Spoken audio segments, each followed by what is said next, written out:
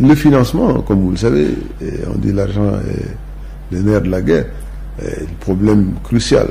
Aujourd'hui, nous avons un projet qui est financé par le PNUD. C'est une enveloppe, on va dire, conséquente, mais largement insuffisante au regard des besoins pour renforcer davantage la dynamique de coopération entre les organismes de bassin, toutes choses qui constituent aujourd'hui, je pense, la trame de l'action du réseau africain des organismes de bassin. Donc, il nous faut diversifier nos partenariats, et pour cela, il faut que nous expliquions un peu la vision qui sous-tend cette action de redynamisation du RAOB, pour que cette vision soit largement partagée par les partenaires, et que nous disions aussi à nos partenaires le souci qui est le nôtre, de voir la stratégie que nous voulons mettre en œuvre et dont j'ai parlé quelque part des différents axes, à savoir une meilleure gestion des eaux souterraines,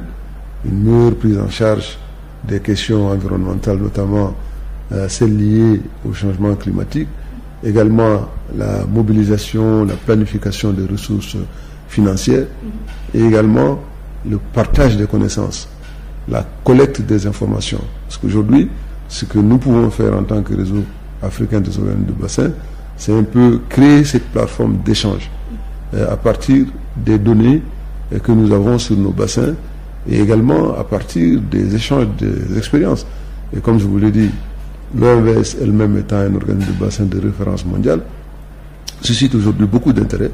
Nous abritons beaucoup de, on va dire, de visites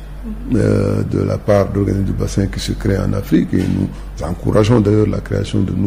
nouvelles entités, c'est notre vocation,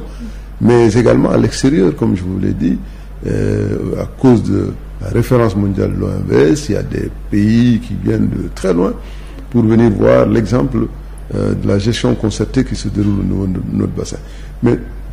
cette action de promotion de bonnes pratiques, d'échange d'informations, c'est aussi, on va dire, une des actions prioritaires du réseau africain des organismes de bassin. Mais pour que tout cela soit possible, il nous faut dépasser le cadre étroit des projets financés ça et là pour redynamiser l'organisation. Il faut qu'on aille à des investissements plus conséquents, j'allais dire plus structurants, c'est le terme consacré, pour faire en sorte que le réseau puisse exister durablement et permettre donc que la mission qui lui est assignée, qui est celle de mutualiser les efforts des bassins pour qu'ils servent de lieu d'intégration et de catalyseur du développement, que cet objectif-là soit atteint.